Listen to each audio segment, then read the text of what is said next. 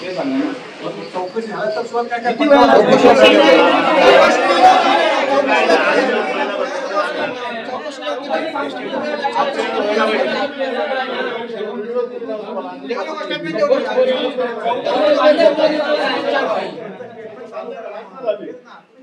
FIR केल्यानंतर चौकशी असते की अगोदर चौकशी असते? एफआयआर केली पाहिजे ना पहिला.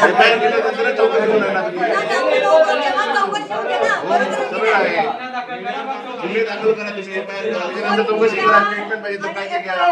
त्याच्यामध्ये खूप फरक आहे दादा.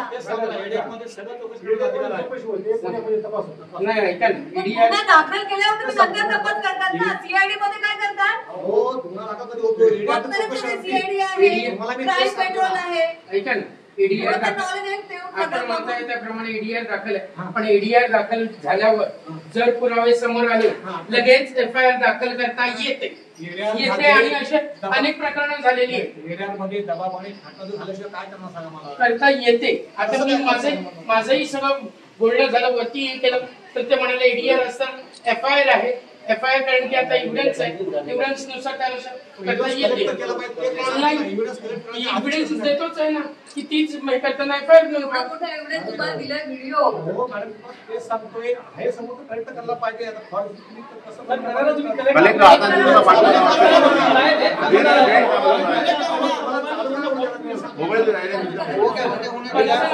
पंचनामा झाला तर मोबाईल जप्तच होणार आहे.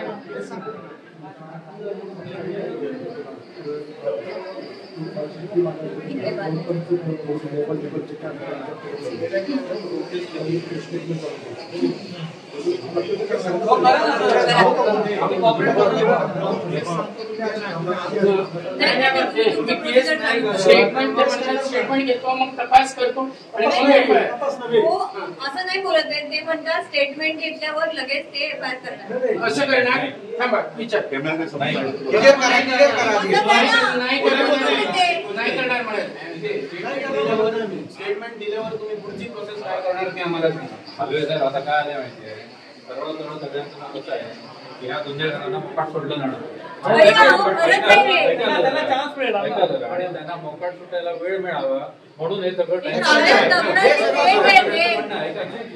कारण काय माहिती आम्ही काय बोललो ना तर ते 2 मिनिटांनी फोन करतात आणि मग कोणाला तरी विचारतात आणि मग ते बोलायला येतात. जो खरा इन्स्पेक्टर असतो ना तो डायरेक्ट बोलतो जे बोलायचं ते. असं तिसऱ्या माणसाचं ऐकायचं आणि बोलायचं मग उपयोग काय आहे? तो त्या मोबाईल मध्ये आहे, तुमच्या हातात नाही मिळालेला. तो मोबाईल आता जप्त करा तिथे जाऊन, म्हणजे पंचनामा करून ते घ्या. यांचं म्हणणं आहे की ते होईपर्यंत आम्ही डेड बॉडीला हात लावणार नाही. हो बरोबर. आता आहे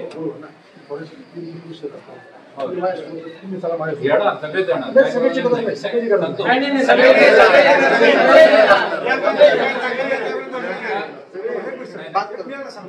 सर्वजण आम्हाला काम करता येईल.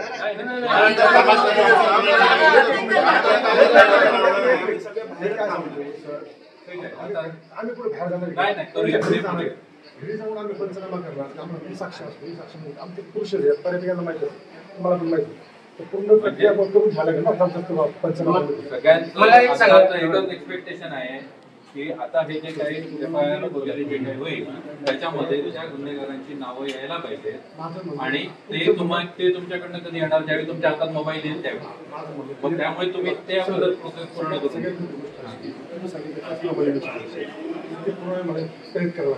त्यानंतर स्टेटमेंट तुम्ही देणार आहे, मी बरोबर आहे. ते स्टेटमेंट येणारच आहे. तुम्ही जे स्टेटमेंट देणार तेच मी घेणार आहे. मी म्हणणार नाही का तुम्ही असं देऊ नका तसं देऊ नका. तुम्ही जे स्टेटमेंट देणार तेच आम्ही घेणार आहे ना. आम्ही ते चेंज करणार आहे का? जे काय माहिती ते स्टेटमेंट घेणार ना. ते समजा मुंबईला समजलं.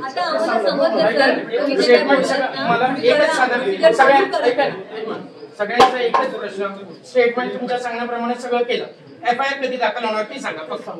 त्याच्या स्टेटमेंट झालं तर आपण भूमिका आपली घेऊ ना. आम्ही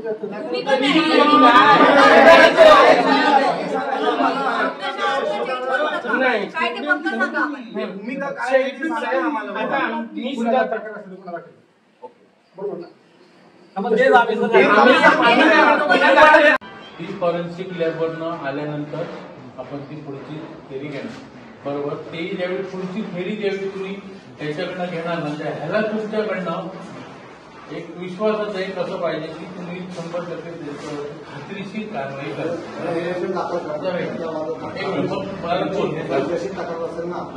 कसं म्हणणं असेल तसं ते जबाब त्यांचा असणार आहे. काय देणार त्यांचा प्रश्न आहे. आम्ही त्याच्यामध्ये असं दे कसं दे असं सांगायला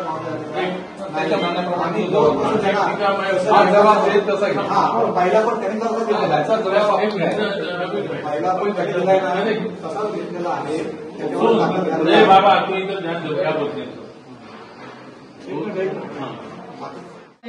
स्टेटमेंट नको आहे आम्हाला. FIR द्या आणि त्याची आम्हाला पोच द्या. आता पहिला पण देतो ना पोचचे स्टेटमेंट आम्हाला स्टेटमेंट नको. आम्हाला सरळ FIR आणि त्याच्यावर गुन्हे दाखल करा.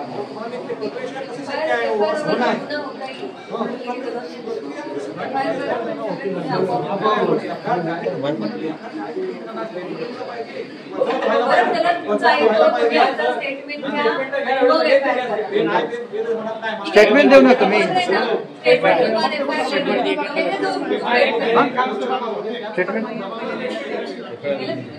पहिला FIR देत ना बोलू नका तुम्हाला. एक काम करा आमची स्टेटमेंट द्या. स्टेटमेंट काढून स्टेटमेंट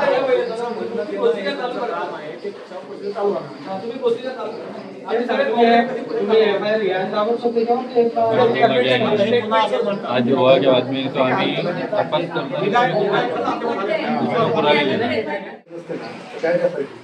ईडी दाखल असताना सुद्धा FIR घेता येते. FIR घेता येते. चौकशी जरी आता आपण जरी हे केलं ना चौकशीला काय लागणार आहे. आम्ही ही ताब्यात घेत नाही तोपर्यंत. आपण पोलीस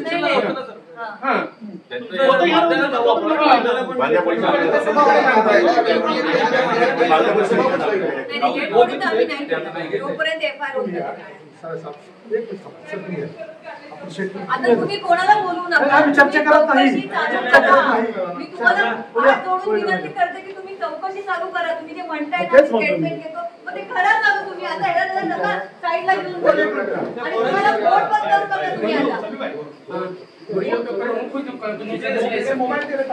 क्योंकि वो खुद बात ही नहीं कर रहे. मैंने वो मोबाइल से कॉल कर रहे और जब वो कॉल पूरा हो जाता है बाद में मुझे बात करने आते ये ऐसा है कि ऐसा करने त्यांनी नावं देऊन काय दाखल केलेलं आहे. मागच्या वेळी ना मागच्या वेळी ना ज्यावेळी ॲक्सिडेंटचा आला म्हणूनच सांगतो. ॲक्सिडेंट झाला ST वाहकावर गुन्हा दाखल हे केलेला. नंतर मग सगळ्यांनी मागणी सांगितलं. मग दुसऱ्यावर तो जो गॅरेजवाला होता त्याच्यावर दाखल केला गेला. नाही गॅरेजवाला होता दाखल होणारच होता कारण त्यानं ते बाहेर ठेवलं होतं. पण स्टार्टिंगला झालेलं लोकांचं सगळ्या माझगाववाले ज्यावेळी आले त्यावेळी तो झाली बात नाही. त्यांचं म्हणणं असं होतं ऐका कोण म्हणतो बरोबर तुम्ही सांगतो त्यावेळेला मीच होतो फक्त मी हजर होतो ते. त्यांनी काय सांगितलं होतं की नाही बॉडी घेणार नाही असं चाललं होतं. बॉडी घेणार नाही जोपर्यंत अरेस्ट होत नाही. मग म्हटलं कायद्यामध्ये फेटल ॲक्सिडेंटला अरेस्ट व्हायची कुठे तरतूद नाही. त्याला शिक्षा कमी आहे. याबाबत मी कधीच ॲग्री होणार नाही. तुम्हाला किती वाचून वाजू दे तो तुमचा प्रश्न आहे. गुन्हा दाखल दोघांवर होत होता कारण त्यानं उघडल्यामुळे